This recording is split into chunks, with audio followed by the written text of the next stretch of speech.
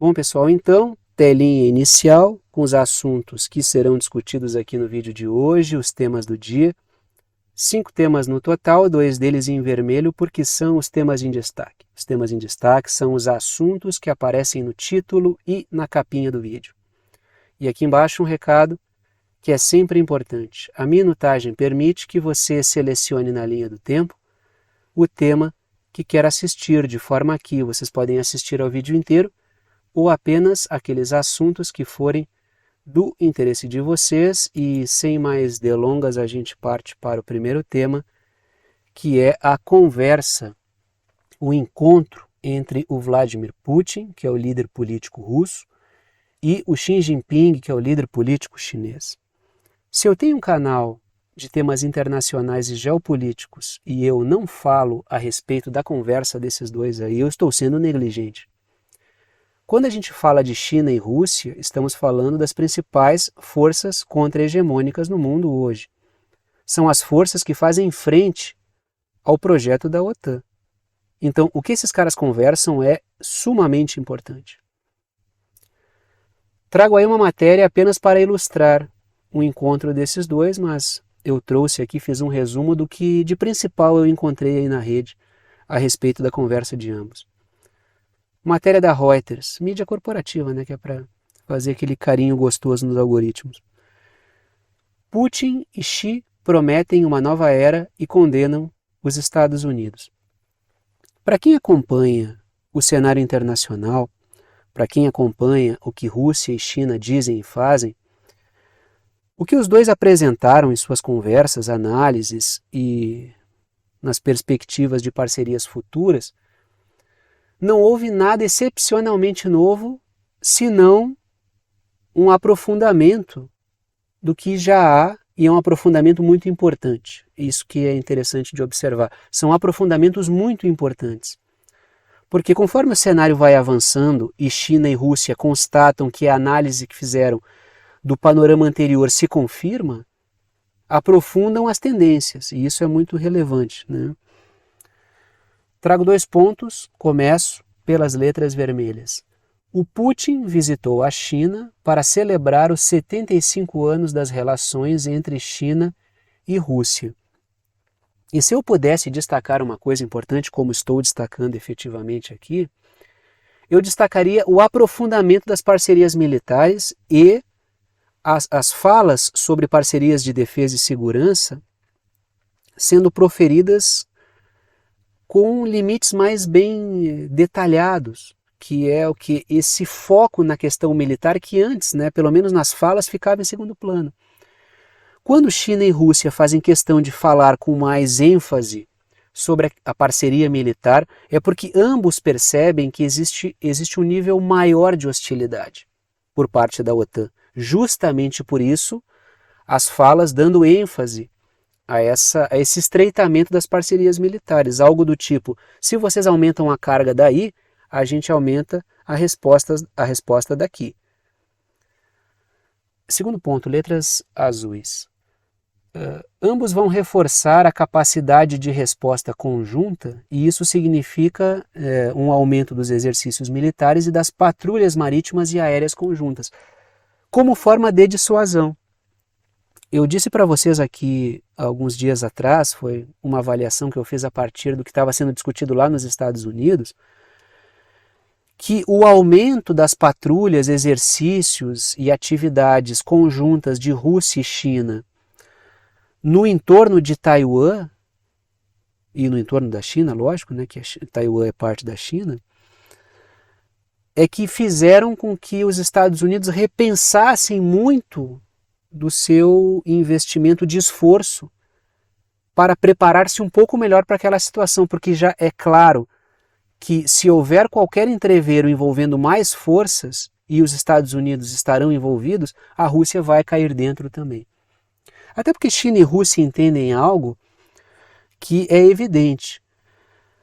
Ambas agindo juntas, China e Rússia, conseguem consolidar um polo de força que empurra para trás os interesses da OTAN, a ponto de planos nos Estados Unidos já estarem colocando no seu cálculo a possível intervenção russa em qualquer hostilidade que envolva a China. Por quê? Porque isso também vai atrapalhar a Rússia, logicamente.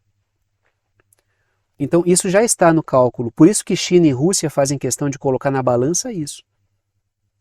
Esses exercícios, patrulhas e atividades conjuntas estão sendo colocadas no cálculo da OTAN, porque atrapalharam. Só que a OTAN faz um cálculo hoje que deveria ser óbvio desde sempre. Porque se a OTAN hostiliza igualmente China e Rússia, e hostiliza agora, sobretudo neste momento, de maneira militar, alimentando a Ucrânia militarmente, a Rússia como está fazendo, é lógico que vai empurrar a Rússia cada vez mais para parcerias com a China. De forma que recalcular tudo porque ambos se aproximaram é uma loucura completa, porque isso deveria estar no cálculo desde o início. Se os dois são hostilizados de igual maneira, neste momento a Rússia sendo mais o alvo porque está numa guerra indireta com a OTAN, é lógico que ambos vão se aproximar. O estreitamento de relações, esse estreitamento de relações também é um oferecimento de ataques da OTAN, né? Porque não fosse isso, o estreitamento poderia se dar de maneira mais lenta. Letras azuis. Continuamos a falar do que de importante veio dessa conversa aí. Ambos vão combater o extremismo, o separatismo e o terrorismo. Claro, todos esses aí estimulados pelas forças da OTAN. O que a gente vê de projeto dos Estados Unidos alimentando bagunça no mundo inteiro é algo gigantesco. E um dos principais focos de ambos é a forma como agentes estrangeiros dentro do país atuam, dentro dos mais variados países atuam, para gerar essa bagunça. E um dos veículos, e não estou dizendo que todas as ONGs, todas as organizações não governamentais são isso, mas que muitas sim servem para isso, um dos agentes da bagunça, da introjeção dessas ideias e dessas bagunças estrangeiras nos países são as ONGs. Tanto é que muitos países estão olhando com mais cuidado para a questão de como as organizações não governamentais atuam no sentido de se intrometer em temas soberanos dos países.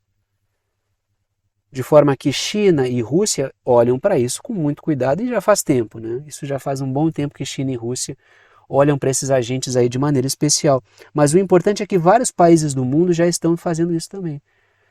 No caso da Geórgia, que é um país vizinho da Rússia, a gente tem discutido aqui o que? Justamente esses organismos internacionais estimulando protestos porque a Geórgia está atacando de frente o problema.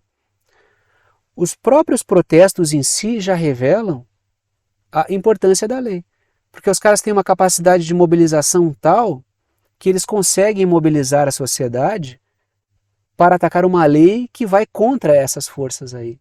Então, tudo isso aí já serve de exemplo de como a lei é importante. A imagem que eu coloco aqui para você são protestos, né, organizados por causa da questão dos uigures na China, que vivem em Xinjiang, né? Baseados em pesquisas altamente fraudulentas, né, em relatórios fraudulentos internacionais que foram feitos, os agentes da OTAN, eles acusam a China de atrocidades étnicas, né, de genocídio, e movimentam protestos para uma tentativa de separatismo, de bagunças, de revoltas, de atividades terroristas a partir desses elementos aí. Eu trouxe aqui como um exemplo, existem outros, mas eu trouxe aqui o exemplo do caso dos uigures em Xinjiang. Tá? Diga-se de passagem, a questão dos uigures em Xinjiang serve como mote para sanções contra a China. Então, essas questões aí, o que China e Rússia fazem quando observam esses elementos extremistas, separatistas e terroristas, é observar como evitar que a bagunça se generalize. Já que de uma maneira ou de outra a OTAN vai usar isso, pelo menos para impor sanções. A gente observa o caso da Ucrânia, por exemplo. Os elementos extremistas na Ucrânia foram levados ao poder. Como a gente vê grupos como o Batalhão de Azov, por exemplo, que compõem a base dos governos que vieram depois do Euromaidan. Por causa da atividade desses grupos extremistas aí, a gente está falando de grupos nazistas, tá? Quando a gente fala do Batalhão de Azov. Várias regiões da Ucrânia não quiseram mais fazer parte da Ucrânia, porque por causa de perseguição étnica. Populações etnicamente russas ali dentro não estavam mais em segurança. De forma que a gente tem que perceber como esse tipo de agente pode prejudicar a integridade de um país. E olhem em que situação a Ucrânia se encontra hoje. Quando a gente olha para o caso de Mianmar, a gente observa também um movimento do mesmo tipo. Começaram como protestos, todos eles, né, com apoio para direitos humanos, para garantir a democracia, para se insurgir contra a junta militar de Mianmar.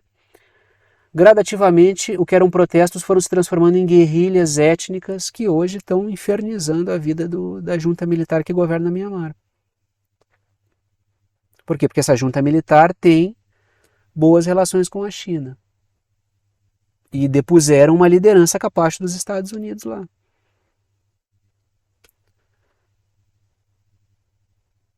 Letras vermelhas.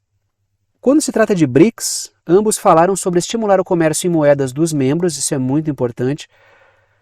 Desdolarizar é fundamental porque tira dos Estados Unidos o poder dessa arma. O dólar é uma arma. É a partir do dólar que os Estados Unidos conseguem mobilizar boicotes, congelamentos de ativos, sanções e todo tipo de sabotagem aos países. Quando o dólar perde importância, os Estados Unidos perdem força com essa arma geopolítica. E muito importante também que foi discutido é que eventos esportivos dos BRICS, já que a gente percebe que a Rússia está sendo extremamente boicotada nos esportes, a gente vê o caso das Olimpíadas, por exemplo, que o que a Rússia e a China conversaram? Que os BRICS precisam movimentar mais eventos esportivos, eventos internacionais, que criem mais laços, para que haja uma integração maior, para que os principais eventos não possam ser usados pela OTAN para fazer proselitismo político e ideológico, que é o que acontece nas Olimpíadas, por exemplo. É um absurdo se boa parte dos países do mundo se recusam a sancionar a Rússia, que exista um movimento hostil à Rússia nas Olimpíadas, como a gente vê. Porque aquilo ali não representa a opinião do mundo. Aquilo ali representa a opinião de uma bolha de poder. Letras verdes. Ambos disseram que vão combater o uso da pauta climática para atacar a soberania dos países. Porque a gente percebe que os Estados Unidos instrumentalizam a questão ambiental, e eu sempre coloco aqui o que é muito importante. Quando a gente critica a instrumentalização da pauta ambiental feita pelos Estados Unidos, pelos interesses da OTAN, é muito diferente de criticar as pautas ambientais. Uma coisa é defender a natureza, outra coisa é usar problemas ambientais como mote para se intrometer na soberania e na decisão dos países. Quando os Estados Unidos colocam a questão da Amazônia como uma questão global, vocês acham sinceramente que os Estados Unidos, observando os interesses que embasam a economia dos Estados Unidos, estão a sério se importando com a preservação da Amazônia? O interesse em transformar a Amazônia brasileira, a Amazônia tem em vários países, né? Mas vamos pegar o recorte da Amazônia brasileira. Quando os Estados Unidos falam que a Amazônia não é do Brasil, e sim uma questão global, qual é o intuito ali? É fazer com que a Amazônia torne-se uma discussão deles. É justamente este uso cretino e bandido das pautas ambientais que Rússia e China criticam. Não podemos deixar que a pauta climática, que a pauta ambiental, seja usada pelas forças da OTAN como mote para promover os seus interesses. Do tipo, a China queima carvão, vamos sancionar a China. A Rússia, o gás russo não pode, o petróleo russo não pode. Agora, o gás de xisto dos Estados Unidos, que tem uma extração extremamente destrutiva para a natureza, pode. Então, no fundo, o que importa? É esse tipo de uso cretino da pauta ambiental que China e Rússia estão criticando. Que é muito diferente de deslegitimar a discussão ambiental. Uma coisa é o uso farsesco da pauta ambiental, outra coisa é criticar as pautas ambientais. Não se pode confundir uma coisa com a outra, porque quando se confunde isso, se faz uma militância antiambiental, isso entrega para os Estados Unidos uma série de pessoas que enxergam problemas ambientais.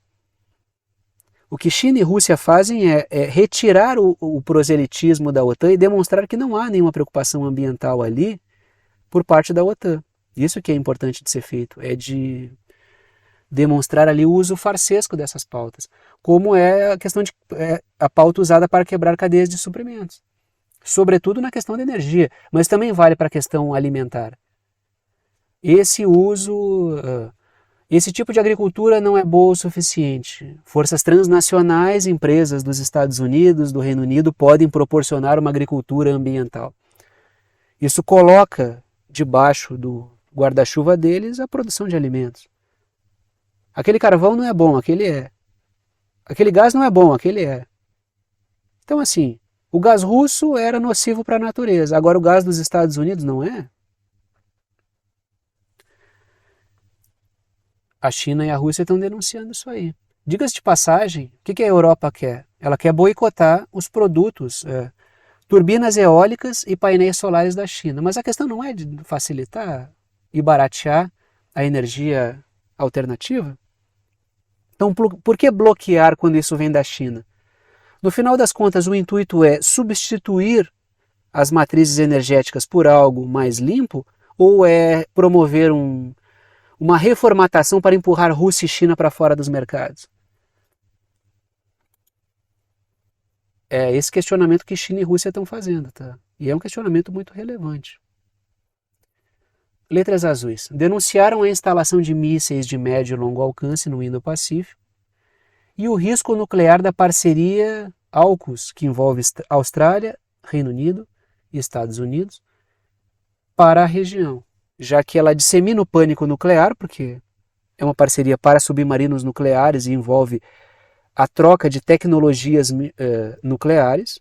A China já falou que isso aí é a proliferação de armas nucleares como pano de fundo, como uma forma de criar uma zona de entorno à China extremamente hostil e perigosa. A Austrália, ela virou uma espécie de estaleiro, barra oficina, barra garagem de submarinos nucleares britânicos e estadunidenses. Claro, a Austrália é um puxadinho político britânico, né? Mas em si o projeto é extremamente perigoso e foi criticado também. Assim como mísseis de médio e longo alcance que foram instalados nas Filipinas e foi celebrado pelos Estados Unidos também. Mísseis com capacidade de atingir a China, por exemplo. Letras vermelhas. Criticaram a criação de blocos militares para afrontar a China e a Rússia no Indo-Pacífico. Os Estados Unidos, eles criam todos os dias um bloco diferente. É a parceria quadrilateral, é o AUKUS. Vão criando vários blocos diferentes. Uma ideia de uma OTAN global com escritório no Japão, de forma que China e Rússia também estão condenando essa criação absurda de blocos todos os dias, né? Esses blocos que têm como foco atacar a China. Letras verdes. Ambos querem uma ONU que estimule a multipolaridade ao invés da lógica da Guerra Fria, porque os Estados Unidos eles insistem no nós ou eles. Boa parte dos países não querem saber de nós ou eles. Quando vocês observam o comportamento internacional de países do continente africano, da América Latina, a maior parte dos países asiáticos, salvo aqueles que são sequestrados pela bolha da OTAN, o que a gente enxerga ali é um interesse em extrair das relações com China, Estados Unidos, Rússia, seja lá quem for, o melhor para si. Isso é um ambiente multipolar. Não é Brasil fazendo relações com a China que beneficiem apenas a China ou relações com os Estados Unidos que beneficiem apenas os Estados Unidos. É o Brasil conversando com esses países a respeito daquilo que é melhor para ambos os lados. Se os negócios com os Estados Unidos são criticáveis, é porque dificilmente os Estados Unidos fazem um negócio que seja bom para ambos. Na maior parte das vezes é um lado só que ganha. Por que os BRICS se tornaram importantes? Porque é uma lógica diferente, onde ambos os lados ganham. Eu falei recentemente de uma liderança de um país africano, agora não me recordo agora qual é, eu via, mas não consigo me recordar mesmo. E não achei mais a matéria. O cara diz, os Estados Unidos vêm aqui, traz proselitismo, traz tropas, é blá blá blá, e blá blá blá de democracia e arma. A China vem aqui e deixa escolas, hospitais. Então são parcerias diferentes. Mas a China está comprando com hospitais e escolas, né? Mas que droga, né? Que droga isso aí, né? Letras azuis. Ambos criticaram o apoio da OTAN ao prolongamento da guerra da Ucrânia, e as provocações à Coreia do Norte, que seria uma forma de desestabilizar o Indo-Pacífico. E aí eu pintei a Coreia do Norte ali de amarelo. Percebe-se o que ali?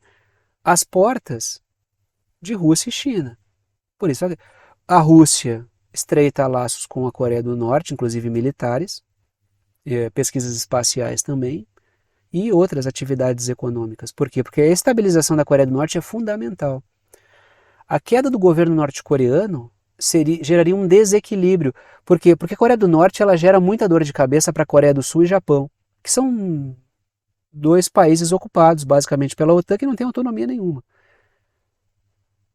Então, a existência da Coreia do Norte gera todo um equilíbrio próprio. Caso o atual governo norte-coreano caísse, ficaria tudo muito diferente. E outra coisa, a figura do Kim Jong-un não é nem a figura mais radical. O círculo em torno do Kim Jong-un ele tem um comportamento que mantém as coisas estáveis ali. Se ele é substituído por outra liderança com outro círculo de confiança, pode ser muito radical. Mas o Kim Jong-un ele está sempre testando mísseis e tal. Ele está apenas respondendo. Se vocês pesquisarem as matérias sobre os mísseis que ele lança lá, que ele testa, é sempre em resposta a alguma atividade extremamente provocativa que está acontecendo no entorno. Normalmente entre Estados Unidos e Japão, Estados Unidos e Coreia do Sul, alguma coisa assim. Letras vermelhas, lógico, criticaram o congelamento de ativos e de reservas, bem como o uso instrumental de sanções. Não é nem preciso dizer que isso foi criticado. Né? E letras verdes criticaram a militarização da OTAN no Ártico, que é uma ampliação da presença militar da OTAN ali. E quando a gente olha o mapa pelo Polo Norte, a gente vê que existe uma enorme superfície de contato entre OTAN e Rússia. E também a militarização da órbita terrestre, tanto é que os Estados Unidos já falaram até em um Star Wars aí para derrubar satélites. Por quê? Porque as guerras da Quarta Revolução Industrial, elas dependem de um grande acervo em órbita de satélites para comunicação, com drones, espionagem, comunicação em período de guerra, né? Porque a questão do cabeamento é algo que fica muito exposto, né, a um corte. Então, a comunicação via satélite será fundamental. E está todo mundo jogando seu satélite em órbita. E os Estados Unidos já estão desenvolvendo guerras, né, formas de derrubar satélites. Eles já estão falando disso. A mídia aborda isso como se fosse algo super tranquilo, super, dá um tom super leve. O Star Wars, olhem só. Eu queria ver se fosse a China e a Rússia anunciando isso, como os Estados Unidos anunciam, como é que a mídia corporativa ia abordar. Continuamos na Europa, porque eu vou falar sobre a repercussão em torno daquele ataque com tiros, né?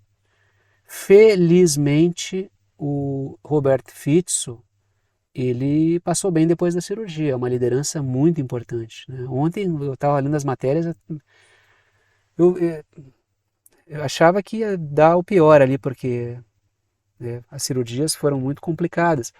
Mas hoje as matérias que apareceram dão a situação dele como estável, o que é muito importante para a política global, porque ele é uma liderança política importante. Ele é um dissidente ali dentro da OTAN, ele é um dissidente na União Europeia, e ele é uma pedra no sapato da OTAN, mesmo sendo membro da OTAN. Porque assim, a crítica dele é a forma como esses grupos instrumentalizam, né, a forma como a agenda é usada de forma a desfavorecer os países da Europa continental. Agora vamos falar um pouco sobre a repercussão disso, como é que está o cenário na Eslováquia a partir dessa questão aí. O atirador que disparou contra o Robert Fico protestava contra a suspensão da ajuda militar à Ucrânia, disse o ministro do interior da Eslováquia, tá? Não é o porta-voz do Kremlin. Tá?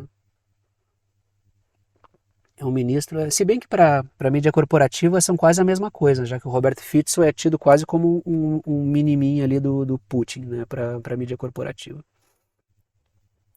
Tá a Eslováquia pintada no mapa, letras vermelhas. O autor do ataque é apoiador do partido, o autor o terrorista lá, né? Ele é apoiador do partido Eslováquia Progressista, que é um partido liberal pró-União Europeia. Tô dizendo que o cara foi pago, tô dizendo que o cara foi contratado, tô dizendo que o cara é um profissional, não tô dizendo nada disso. Tô dizendo que a tendência dele é essa. Então ele é um liberal pró-União Europeia, pró-democracia, pró-liberdade de expressão, que vai lá e ataca quem discorda dele. Diga-se de passagem, eu estava lendo matérias sobre como é que está o clima, e eu vou falar sobre elas daqui a pouco também, sobre como é que está o clima na Eslováquia, e todo mundo que concorda com o Roberto Fico é tido como bárbaro, como selvagem, como eu não sei como é que eu estou vivendo no mesmo país que essas pessoas, sendo que são as forças que constituíram e levaram ao poder, com maioria, o Robert Fico. Criou-se uma intolerância do bem, né, que é a intolerância pró-União Europeia, intolerância pró-democracia, pró-democracia liberal, essa fachada toda, que é extremamente perniciosa. O primeiro-ministro do país foi atacado com tiros por um cidadão que diz que defende a diversidade e a democracia. O cara é fundador de uma associação de escritores e artistas da Eslováquia, liberalzão e tal, a paz e amor, e o cara quase matou o primeiro-ministro do país a tiros. Então, esse aí é o atentado do bem, é isso? É isso que vão dizer agora. Então, alguém comentou ontem, né, que o liberalismo é a antecâmara do fascismo, né? E eu concordo muito com isso. Acho que tem ali o Dr. Jack, o Mr. Hyde ali, né? Se não vai por bem, eu vou enfiar por mal mesmo, entendeu? Então é justamente isso que a gente vê sendo disseminado ali, né? Eu não quero conviver com essas pessoas, né? É obrigado a ser democrático. Letras azuis. A russofobia que a OTAN espalha na Europa rotula dissidentes como agentes russos. Aí o cara não viu mais o Robert Fico como um eslovaco, o governante, diga-se de passagem, que estava lá colocado no poder pela maioria das pessoas. Ele era visto como um agente do Kremlin e o cara tentou matar um agente do Kremlin. Essa questão da russofobia, ela não é perniciosa só para os russos. Ela é perigosa para todo mundo que não é a favor da OTAN. Tem caras que vêm aqui e comentam: ah, tu é um agente russo. Os caras praticam russofobia, os caras são brasileiros, e eles praticam russofobia contra outro brasileiro como se eu fosse russo, só porque eu critico o projeto da OTAN. Então percebam que essa ideia da russofobia, ela é uma ideia que ela é uma ideia de ataque contra qualquer ideia dissidente. Aí alguém aí, qualquer dia desses na rua aí, pega um opositor e dá um tiro no cara aqui no Brasil, ah, ele era um agente russo mesmo. Ao longo da Guerra Fria, a ideia do russo comunista, ela foi usada para desumanizar as pessoas. Ele não é um brasileiro, ele é um comunista russo. Matem, pode matar, pode espancar, pode dar choque elétrico, pode fazer o diabo 4 com o cara. Nos Estados Unidos, a questão do macartismo era isso. É fazer com que a pessoa perca o vínculo de sentimento com aquele cara que está ali, entendeu? Isso é muito, muito perigoso. O que a gente viu aí é o quê? As redes sendo usadas, mas já vou falar das redes daqui a pouco, porque está na próxima matéria. Letras azuis. O Robert Fico, ele é crítico de várias pautas da União Europeia e da OTAN que desfavorecem o povo e a economia da Europa continental. Ele é contra a agenda anglo-yankee. E foi atacado no seu próprio país por defender os interesses do seu próprio país por um idiota, um robô de rede, que viu no cara um agente estrangeiro, quando o cara é um dos poucos políticos que defende os interesses da Eslováquia ali. Continua aí. Mais uma matéria. A Eslováquia está à beira da guerra civil devido à tensão política, diz o ministro do Interior. Letras vermelhas. Ele disse que as redes estão sendo usadas pela OTAN. Eu coloco a pergunta: pela OTAN? Será? Pergunta retórica. Para disseminar um ambiente inflamável. Que é aquela coisa que eu digo para você sempre. A gente não entendeu ainda qual é o impacto das redes na sociedade. E elas são amplamente utilizadas, ou seja, é uma tecnologia que a gente não sabe como é que isso impacta na cabeça das pessoas. Quem criou elas sabe e usa elas para isso. Agora a gente não entendeu ainda isso. A sociedade, e por isso que eu falo de soberania digital, os governos têm que blindar a cabeça das pessoas. No Brasil a gente já vê que tem um estrago feito aí que talvez seja irreversível. Tem pessoas com as quais é impossível conversar. É impossível conversar com várias pessoas já. E olha, muitas do campo progressista e muitas do campo conservador. Tem figuras conscientes nos dois lados, mas tem pessoas que não dá para conversar.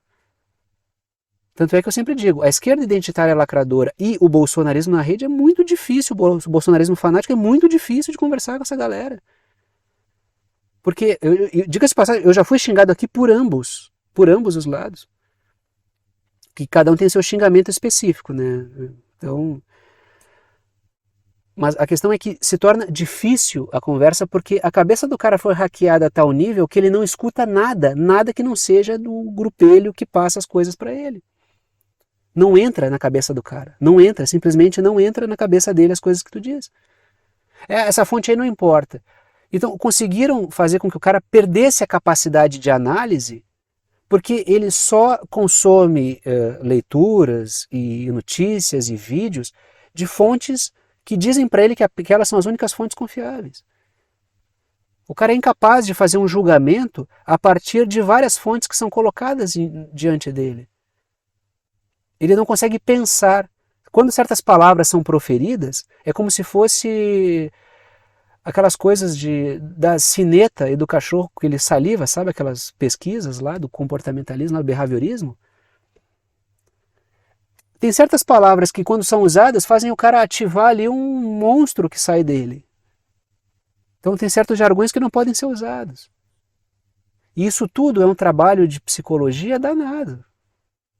Esse cara aí, ele não precisa ter sido contratado. Quando a OTAN diz o objetivo da guerra cognitiva é recrutar soldados, o cara não para no virtual. Ele não vai ser só um drone kamikaze aqui, botando um monte de comentário de merda aqui no meu canal. Ele também vai fazer isso na rua contra políticos, contra pessoas públicas.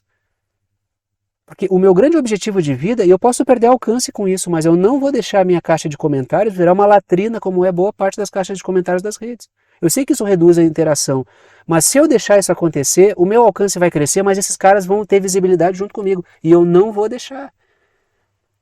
Se todos tivessem essa prudência, reduziriam seu alcance, mas também reduziriam o alcance dessa monte de idiota que está por aí, servindo de drone kamikaze para as coisas mais absurdas que existem. Letras verdes. O liberal Eslováquia Progressista, que é o partido que o cara era um defensor, também perdeu em abril as eleições presidenciais. Aí o cara saiu do eixo, né? Perdeu para um aliado do Roberto Fico. Aí ficou difícil mesmo, né? Continuamos aí, vamos para o Oriente Médio agora. Porque o futuro de Gaza gera divisão em Israel e também de forças de Israel com os setores políticos dos Estados Unidos. Matéria do Haaretz, o ministro da Defesa de Israel pede ao Netanyahu que rejeite o regime militar em Gaza. A matéria continua, o dia seguinte ao Hamas só será alcançado por atores que substituam o Hamas, diz o ministro da Defesa Yoav Gallant em desafio a Netanyahu. E ministros da base do Netanyahu querem a demissão do Yoav Gallant porque os projetos são bem outros. Isso aí é um choque de setores humanitários com setores assassinos? Não. Isso é um choque de setores sionistas, extremistas, ultra-religiosos que querem expor um assassinato de palestinos à luz do dia contra setores sionistas que querem que a coisa seja feita de maneira mais camuflada. Que percebem que a coisa desse jeito está dando problema. Porque, no geral, o sionismo em Israel, ele vai atacar os palestinos. Só que tem setores que já entenderam, porque talvez tenham um alcance maior, em termos de política e traquejo, já viram que do jeito que está indo não vai dar certo. Primeiro que vai expor o Estado de Israel, vai destruir a sua imagem, como já está acontecendo. E segundo que vai minar projetos regionais de Israel. Então, esses setores estão se movimentando para isolar esses setores que são extremamente boçais. Esses setores mais liberais sionistas, eles são mais perigosos? Sim. Eu não consigo nem colocar na balança o que seria mais perigoso aí. Por quê? Porque um setor radical, ele externa o seu projeto, enquanto o outro quer fazer a coisa de uma maneira mais planejada. Os dois projetos veem os palestinos como um adversário, como um inimigo a ser eliminado. Só que um setor já entendeu que do jeito que está indo, vai dar problemas para Israel. E outro setor quer continuar, custe o que custar. Que é o que eu falo. Normalmente esses setores ultranacionalistas e ultra-religiosos, como é o caso dos setores que dão base para o governo Netanyahu, Ben-Gvir, Smotrich, essa galera, eles tentam fazer a coisa de um jeito tal que não deixa pedra sobre pedra no país. E esses outros setores que são mais ardilosos, aí, que é esses setores do sionismo mais liberal, estão tentando contornar essa agenda. Só que, e essa briga não é de agora, tá? Essa disputa aí, ela já estava manifestada antes de começar esse episódio, esse último episódio em Gaza. Lembra dos protestos que estavam acontecendo com Netanyahu contra o judiciário e um monte de gente na rua? É a mesma divisão. São setores, são facções políticas criminosas diferentes que representam grupos de interesse econômico diferentes também. Então existe uma grande divisão em Israel. Ela está se manifestando todo o tempo. O Netanyahu, para ter maioria, precisou trazer esses setores mais extremistas, mas eu falei desde o princípio, esses caras vão ferrar com o próprio Netanyahu. Letras vermelhas. Tá aí a foto do Yoav Galante e a foto do Netanyahu. Letras vermelhas. Alguns setores sionistas entendem que o massacre de Gaza prejudica o projeto regional. Né? Letras azuis. Setores da OTAN estão fechados com a ideia de Galante, que é fazer avançar os Acordos de Abraão, que é um projeto regional. Porque os Acordos de Abraão seria Israel estabelecendo conexões com o mundo islâmico para criar uma frente anti-Irã. E isso é um braço da OTAN usando Israel. Naquele emaranhado, né, que é Israel e Estados Unidos. Só que se os caras massacram palestinos aos montes e passam tanques por cima de prédios na faixa de Gaza, como é que os caras que são muçulmanos vão conseguir explicar para a sua população muçulmana uma parceria com Israel? Então esses setores estão dizendo, não, a gente tem que desacoplar disso aí. Caso contrário, os projetos regionais ficam inviáveis. E os Estados Unidos não querem por quê? Porque Israel deveria ser o nosso braço lá. Só que esses caras, agindo como estão, eles estão queimando as pontes que Israel poderia estabelecer de fortalecimento dos nossos interesses. E fala de interesses econômicos, imobiliários, petrolíferos, energéticos. São vários caras que costuraram os acordos de Abraão. Porque os acordos de Abraão não é um acordo apenas militar. O braço armado, ele é armado para servir aqueles altos interesses econômicos. Então os caras já estavam pensando assim, a partir de Israel, conexões com a Arábia Saudita, altos projetos imobiliários e tal, daí vem essa cachorrada do Ben-Gvir aí patrolou tudo. Quer dizer, mas não é bom? Sei lá, cara, isso aí, assim, ó, quando os caras são muito podres, para mim, eu torço mais é que morram todos. O que eu sei deu pane lá no sistema deles, entendeu? É uma divisão enorme, são de tendências políticas e planos de país. Ambos muito perigosos, todos muito perigosos. Letras azuis. O Netanyahu disse que manterá a ocupação militar em Gaza enquanto o Hamas existir. Só que os Estados Unidos já disseram que é improvável derrotar o Hamas completamente. Então Netanyahu quer ficar indefinidamente lá. Até porque o fim dessa guerra representa também o fim da linha para o Netanyahu. Ele só está ali porque continua essa guerra aí. Letras vermelhas. A base extremista do Netanyahu tem apoiado a ocupação de colonos em Gaza, o que é mais controverso ainda. É mais do que uma ocupação militar de Israel, é os colonos ocupando Gaza. Agora, se o Netanyahu disser que não para esse pessoal, ele cai do poder, porque é o que dão maioria para ele no Congresso, né, no parlamento. Mais uma matéria. O Ben-Gvir exige que o Yoav Galante seja demitido. Diz que ele deve ser substituído para atingir os objetivos de guerra. Qual é o objetivo da guerra? Acabar com os palestinos ou expulsar todos eles. Então, o Ben-Gvir, que é o ministro da segurança lá, da Segurança Nacional de Israel, ele está dizendo, cara, manda o ministro da Defesa embora, que ele está atrapalhando o nosso projeto. Então, existe também uma disputa ali, por controle das armas. Do Ben-Gvir, que é de uma ala que ele é um cara que estimula essas milícias armadas israelenses, contra setores militares de Israel também. Inclusive houve um amplo boicote do setor militar ao Netanyahu naqueles protestos, muitos reservistas se recusaram lá, né? São disputas de facção, é disputa de facção aí, né? Letras verdes, Ben-Gvir externa de maneira cristalina que o objetivo é exterminar ou expulsar palestinos. Letras azuis. O Yoav Galante quer uma saída ao estilo OTAN para preservar o projeto regional. Um governo palestino de fachada com ocupação militar de aliados. É isso que o Yoav Galante está buscando junto com os Estados Unidos.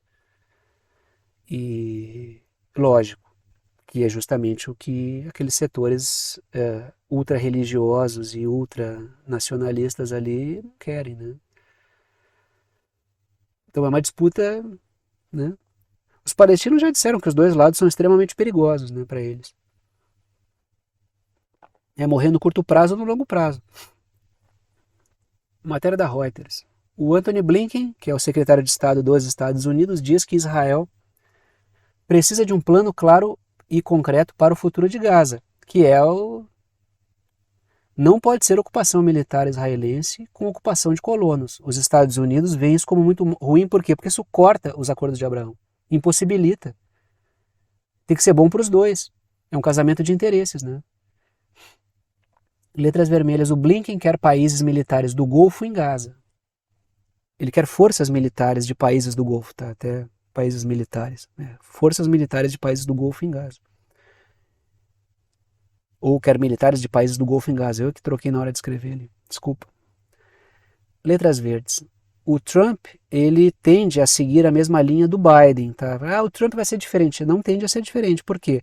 Os acordos de Abraão foram costurados e implementados no governo do Trump. Então, isso que está acontecendo lá agora também atrapalha os acordos de Abraão que foram desenhados pelo Trump, que tem o seu aspecto econômico. São acordos de objetivo econômico. Tanto é que o Jared Kushner, que é genro do Trump, um cara do ramo imobiliário, ele foi um dos arquitetos disso aí. E vários setores imobiliários em Israel e nos países do Golfo e no norte da África já estavam salivando. Porque, na verdade, é uma tessitura de setores financeiros. Não tem nada a ver com caras com bandeiras nas costas, entendeu? Tem a ver com engravatados, querendo ganhar muito dinheiro e, se possível, formar uma coalizão econômica e que faça frente também ao projeto do Irã, que também interfere na economia desses caras, entendeu? O Irã é um percalço ali no meio. Muitas camadas populares na região têm um sentimento pró-Irã. Através dos seus, né, muitos...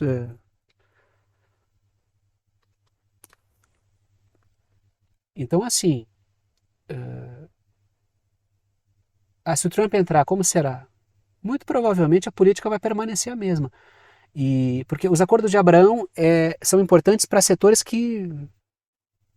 poderosos que têm um comando bipartidário, entendeu? Não é uma questão de Trump ou Biden isso aí. Essa cachorrada louca do Ben-Gvir aí, ela tá melando o negócio de muita gente. Por isso que Israel tá na alça de mira, muita gente criticando, não por humanitarismo, mas porque tá atrapalhando o projeto de muita gente graúda mesmo ali.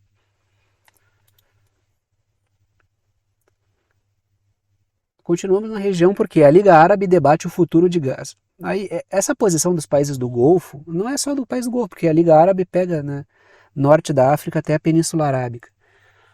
Agora, sobretudo dos países do Golfo, é uma posição muito difícil, assim, ela é muito dúbia, entendeu? Então, porque esse pessoal só quer que a coisa tranquilize para manter os seus negócios numa boa. Agora, se esse tranquilizar é manter os palestinos dentro de um gueto de fachada ali, não importa muito. Então, para quem tem um olhar assim mais cuidadoso para os palestinos, olha com cuidado para esses caras esses países do Golfo ali, do Golfo Pérsico, porque eles, né? Tem cara que idolatra a Arábia Saudita e o Mohammed bin Salman, eu não sei de onde é que que tiram essas coisas, entendeu? Se pontualmente ele colide com os Estados Unidos ali em alguns termos, tudo bem, tanto melhor agora. Bom, matéria da Al Jazeera. Liga Árabe pede forças de manutenção da paz da ONU em território palestino ocupado. Eu vejo isso, tem que olhar com muito cuidado essa proposta aí. Do Bahrein, que é, diga-se de passagem, o Bahrein, ele faz parte dos acordos de Abraão, só para deixar claro, tá? Ou seja, tem relações estreitas com Israel. Os líderes árabes acusam Israel de obstruir os esforços de um cessar-fogo em Gaza e exigem o fim da guerra no território palestino. Por quê? Porque isso está melando o negócio de muita gente. A Arábia Saudita quer acordos de Abraão, que eles querem normalizar. Só que com essa guerra aí não dá guerra. Com esse massacre aí, não tem como. Então, assim, só porque eles estão propondo forças de paz em Gaza, isso não significa, porque assim, ó, os palestinos estão lutando não é só para acabarem com o massacre, mas para eles terem o seu território e autonomia sobre o seu território. Eles não estão lutando para no final terminarem num gueto. E para esses caras aqui do Golfo Pérsico, se eles estiverem caindo num gueto, tanto faz. Eles querem acabar com essa tensão pública que torna difícil fechar contratos graúdos. Letras azuis. Ah, letras vermelhas antes, né? Saltei direto. Os países querem evitar qualquer ação que pareça um suporte a Israel em Gaza. Então, tem que parecer forças de paz, tem que ter o aval da ONU. Bom, ser força de paz da ONU não significa absolutamente merda nenhuma, me perdoe a expressão, porque vocês já viram que foi no Haiti, né? Letras azuis. Os países pedem forças que fiquem em Gaza até que se concretize uma solução de dois estados, que pode nunca aparecer. Tá? Aí quando os palestinos não tiverem mais nem força política nenhuma, aí colocam lá uma liderança qualquer, aí cria-se lá uma coisa que pareça com o Estado palestino. Letras azuis. A Liga Árabe, que é composta por países do norte da África e Península Arábica, também condena os ataques dos Houthis às embarcações ligadas a Israel, Reino Unido e Estados Unidos. Porque assim, uma coisa importante é ver que esses países do Golfo têm vários problemas com o Irã e com todo mundo que é aliado ao Irã. E se a gente pegar o caso da Arábia Saudita, a Arábia Saudita estava em guerra com os Houthis até ontem. Foi a China que intercedeu junto com o Oman ali e costuraram um bem bolado junto com o Irã que levou a uma amenização com os Houthis. Só que observem com cuidado essa coisa. Os caras são muçulmanos, não vão passar rasteira em muçulmano. Oh, que besteira, né? Então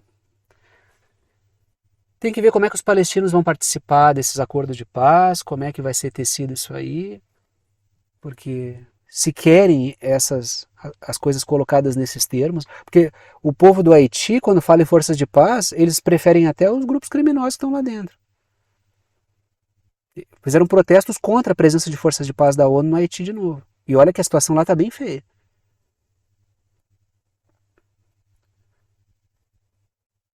Colômbia está disposta a integrar uma força de paz da ONU na Palestina. Tá? É a mesma coisa.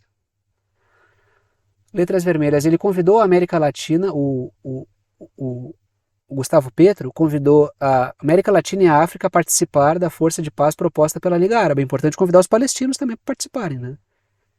Das conversas sobre isso. Tem que ver o que eles acham sobre isso. Para não se transformar numa armadilha ali, num gueto com o selo da ONU. Letras verdes. É preciso analisar se há o interesse palestino nas forças de paz e se não há cilada dos Estados Unidos ali de Israel, né?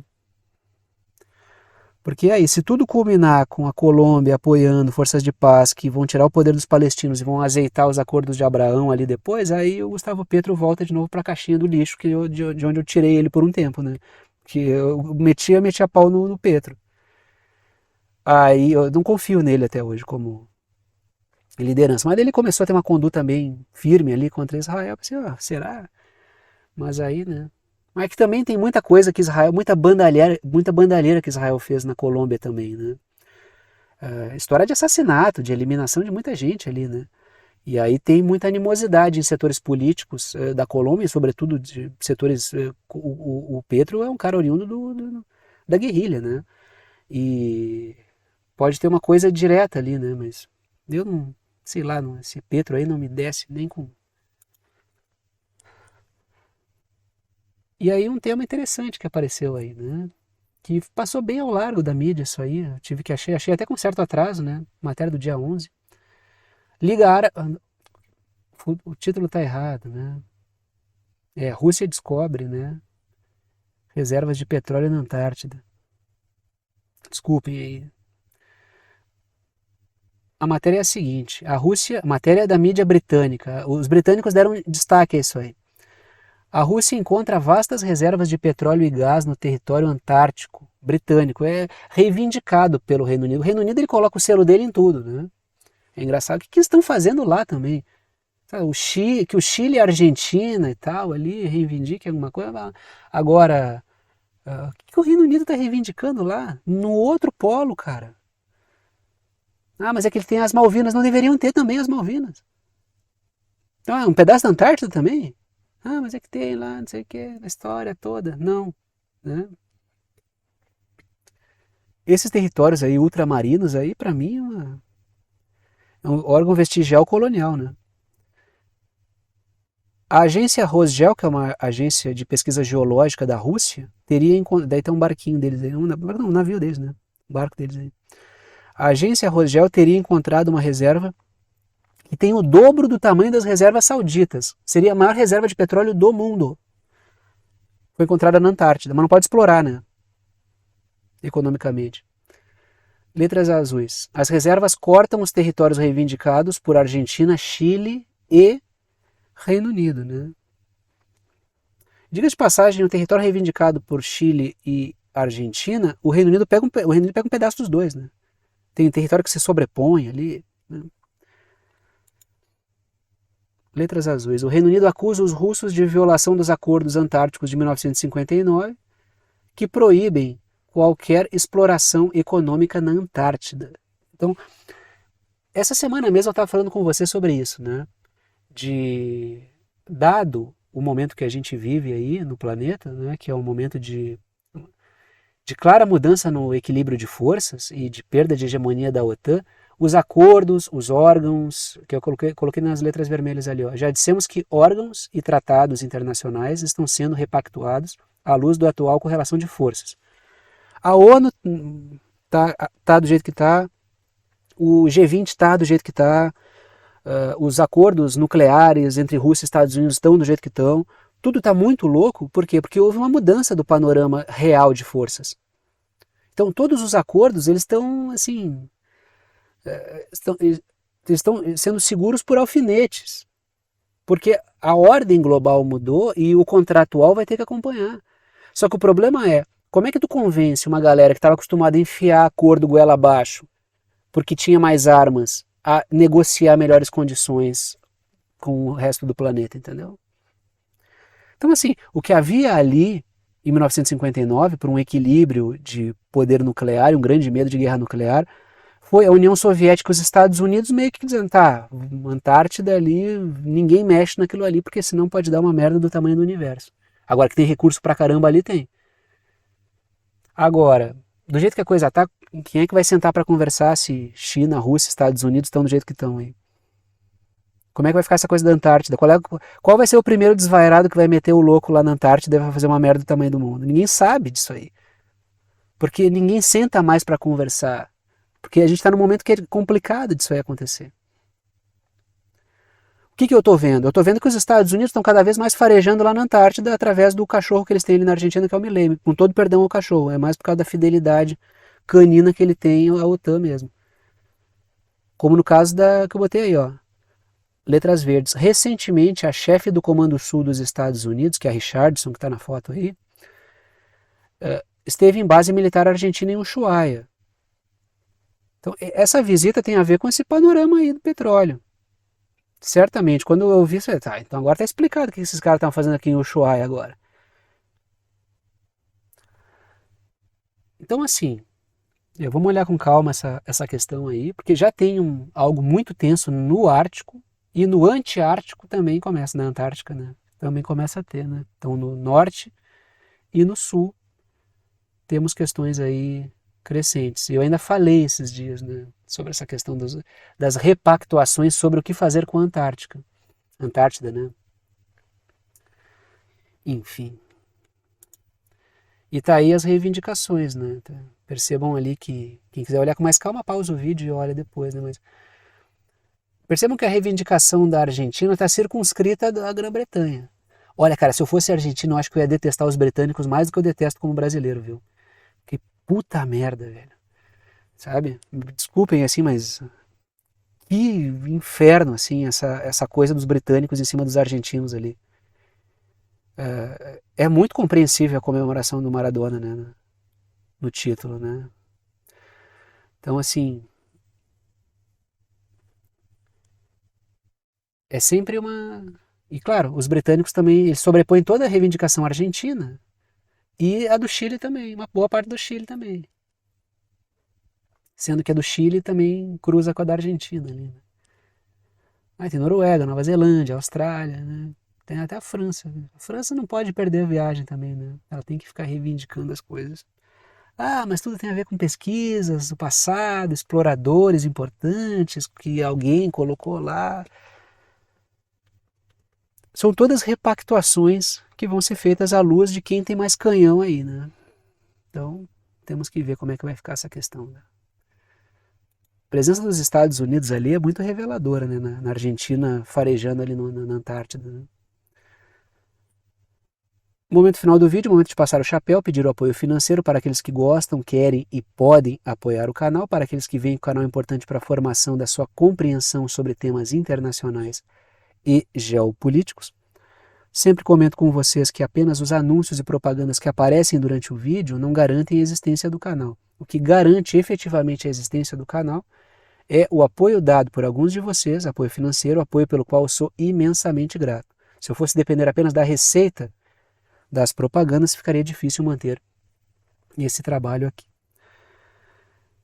3 formas de apoio estão aí, não estão em ordem de importância, todas as 3 são bem-vindas. Coloco 3 para que vocês optem por uma delas, por aquela que for a mais prática para vocês. Qualquer forma que vocês escolherem, vocês apoiam com o valor que vocês quiserem, uma ajuda solidária, ajuda quem pode, ajuda quem quer e ajuda com quanto quiser, tá? Porque é uma ajuda solidária, né? Então, e o conteúdo fica aberto para todo mundo, que mantém o canal mesmo é ajuda solidária. Primeira forma de apoio, por boleto bancário ou cartão de crédito, pela plataforma Apoia-se. Está aí o endereço, o link, o site do Apoia-se, que é uma plataforma de apoio financeiro, uma plataforma virtual. Segunda forma de apoio, repito, não estão em ordem de importância, tá? Só tá em ordem aleatória aqui, eu vou citando, porque alguém tem que ser o primeiro, alguém tem que ser o segundo, alguém tem que ser o terceiro, né? Segunda forma de apoio é pelo Pix, tem a chave Pix, que é uma chave de e-mail. Tem gente que usa o número do celular como chave Pix, número do CNPJ, número do CPF como chave Pix. Eu uso um e-mail. Se vocês digitarem, escreverem lá na chave Pix, pixverdadeconcreta@gmail.com, vai aparecer o meu nome, que é Thiago, e vocês podem fazer a doação no valor que vocês quiserem. Terceira forma de apoio é pelo botão Seja Membro. O botão fica embaixo do vídeo, ajuda aqui pelo YouTube, ajuda direto aqui pelo YouTube, tem várias faixas de valor, vocês escolhem aquela que estiver dentro da faixa que interessar a vocês. Repito, as 3 formas são bem-vindas e repito também, agradeço aos que apoiam pela confiança no trabalho. Vou parando por aqui e tchau para vocês.